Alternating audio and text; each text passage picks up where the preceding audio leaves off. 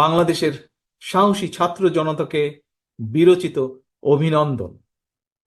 হাজারো শহীদের প্রাণের বিনিময় জনতার ঐতিহাসিক এই বিপ্লবের মধ্যে দিয়ে গণহত্যাকারী খুনি হাসিনার পতন হয়েছে, রাহু মুক্ত হয়েছে আমাদের প্রিয় বাংলাদেশ। আমার কথা শোনার জন্য আপনাদের আবারও ধন্যবাদ। তারেক রহমান কবে আসবেন দেশে? সবার মুখে মুখে এখন এই কথা। তিনি কখন আসছেন দেশে? তিনি কবে আসবেন দেশে? সাবেক আওয়ামী লীগ সরকার 2024 সালের 5 আগস্ট যখন দেশ ছেড়ে পালিয়ে গেল তার প্রধান সভাপতি শেখ হাসিনা, তারপর থেকেই এই গুঞ্জনটা সবার মুখে মুখে। কখন আসছেন, কবে আসছেন, কখন রওনা দেবেন সেই ইংল্যান্ড থেকে তারেক রহমান দেশের উদ্দেশ্যে? সবার মুখে মুখে এখন একটাই কথা, কবে আসবেন? তারেক রহমানের মা খালেদা জিয়া সাবেক প্রধানমন্ত্রী, 3 বারের প্রধানমন্ত্রী। তিনি এই 16-17 বছর জেলখানায় কাটিয়ে দিলেন। আওয়ামী লীগ সরকার শেখ হাসিনা তাকে জেলখানায় রেখে দিলেন। তার ছোট ছেলে কোকো, তিনি জেলখানায় মারা গেলেন। আর তারেক রহমান, তাকে দেশ ছাড়তে বাধ্য করা হলো। বিভিন্ন মামলা দিয়ে তাকে দেশ ছাড়তে বাধ্য করা হয়েছে। দুর্নীতির মামলা তো আছেই।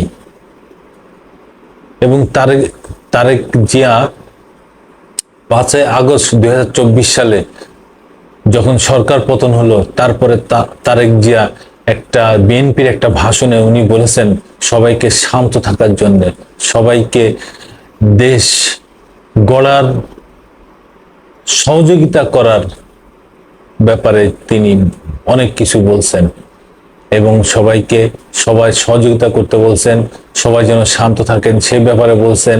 তিনি খুব শিগগিরই আসবেন এই ব্যাপারে কিছু বলেন নাই, তবে উনি আসবেন। ওনার বেশ কিছু মামলা আছে, মামলাগুলো উঠে গেলেই উনি দেশে আসবেন এবং এই দেশের হাল ধরবেন।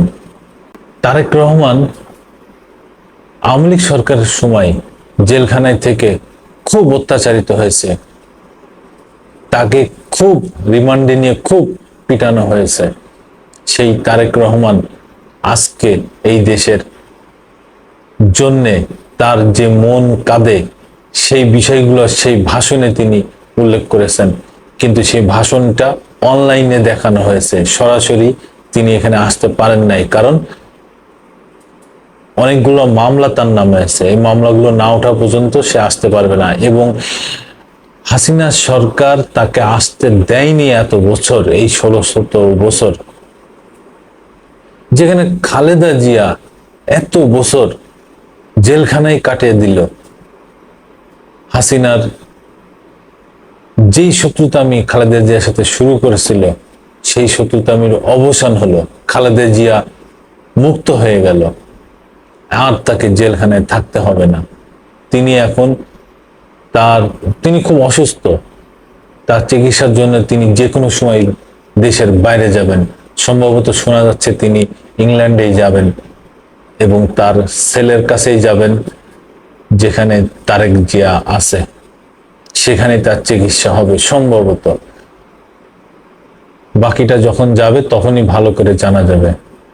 তারেক রহমান তার ভাষণে বলেছেন যে সবাইকে শান্ত থাকতে, সবাইকে দেশ গড়ার জন্য সহযোগিতা করতে এবং তার দলকে সুসংগঠিত করতে এবং যারা জেলখানায় আছে তাদের দেখাশোনা করতে এবং মামলাগুলো তুলে নিতে, সবাই যেন এক হয়ে কাজ করে। ছাত্র জনতার যে আন্দোলনে সাবেক ফ্যাসিবাদ সরকারের পতন হয়েছে, সবাই একসাথে যেন এই দেশকে সামনে এগিয়ে নিয়ে যেতে পারে, সেই বিষয়ে তিনি অনেক দিক নির্দেশনা দিয়েছেন। তবে তিনি কবে আসবেন এই বিষয়ে এখনো কিছু বলেন নাই। তবে আমাদের ধারণা সবুজ সংকেত পেলেই তিনি দেশে আসবেন, তার মামলাগুলো উঠে গেলেই হয়তো তিনি দেশে আসবেন এবং বিএনপির হাল ধরবেন। কারণ নেতা না থাকলে তো দল থাকে না। হাসিনা যেমন আওয়ামী লীগের দল থেকে, উনি তো সভাপতি আওয়ামী লীগের, সেই সভাপতি যখন দলের থেকে পালিয়ে যায়, দেশ থেকে পালিয়ে যায়, তখন তো তার দলও থাকে না। তারপরেও এই 16-17 বছর এই বিএনপি দল টিকে আছে নেতৃত্ব না থেকেও। কারণ নেতৃত্ব একজন নেতৃত্ব খালেদা জিয়া, তিনি জেলখানায়, আরেকজন ভাইস চেয়ারম্যান তিনি হচ্ছে লন্ডনে। তাহলে এই দল বিএনপি দল কে নেতৃত্ব দেবে? ফখরুদ্দিন সাহেব, ফখরুল সাহেব তিনি এতদিন ধরে এই দলের নেতৃত্ব ধরে রাখছেন মহাসচিব হিসাবে। তিনি এই দলকে বহুবার আওয়ামী লীগ সরকারি দলকে ভাঙতে চেয়েছিল।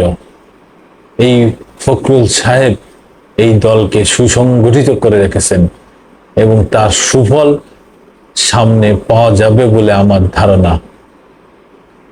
তো যাই হোক, আমরাও আশা করি তারেক রহমান এই দেশের ছেলে, এই দেশের সন্তান, এই দেশের নাগরিক, সে দেশে ফিরে আসুক।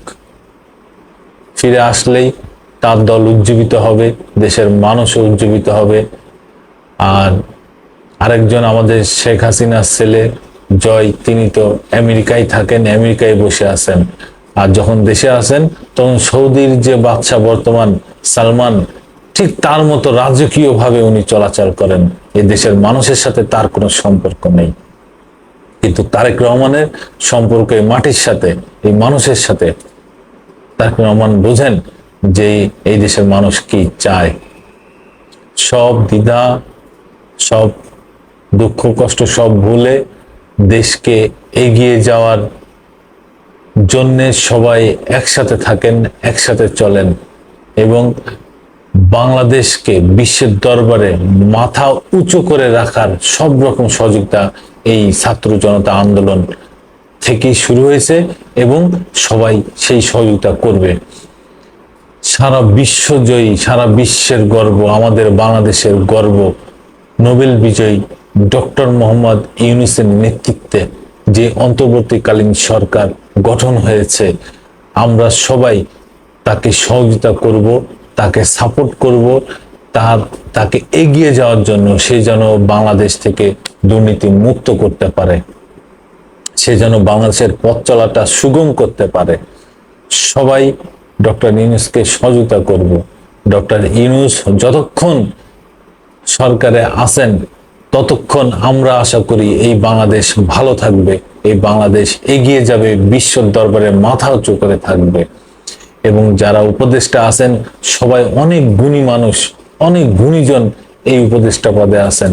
তারা সবাই এই দেশকে সামনে এগিয়ে নেওয়ার জন্য ডক্টর ইউনূসের হাতকে শক্তিশালী করবেন এবং জনগণ, ছাত্র জনতা সবাই ডক্টর ইউনূস সাহেবের সাথে আছেন, সবাই তাকে সহযোগিতা করবে। ইনশাল্লাহ আমরা এগিয়ে যাব, আমরা কোনো দুর্নীতির সাথে থাকবো না, দুর্নীতি করব না, অপরাধ করব না, বাংলাদেশকে এগিয়ে নিয়ে যাব। এই হোক আমাদের প্রত্যাশা। সবাইকে শুভেচ্ছা। আমি প্রিন্স, আবার আসবো নতুন কোনো কথা নিয়ে, নতুন কোনো ঘটনা নিয়ে।